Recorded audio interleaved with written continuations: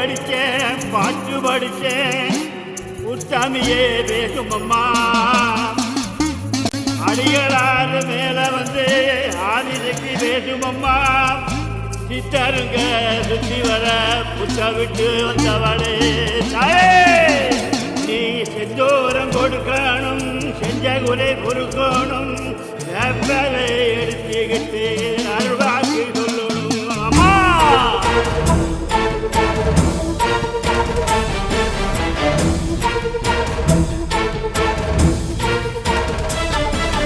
பயக்காட்டு ஓரம் பயம் காட்டும் நாகம் போலும் தன் முகம் சீருதே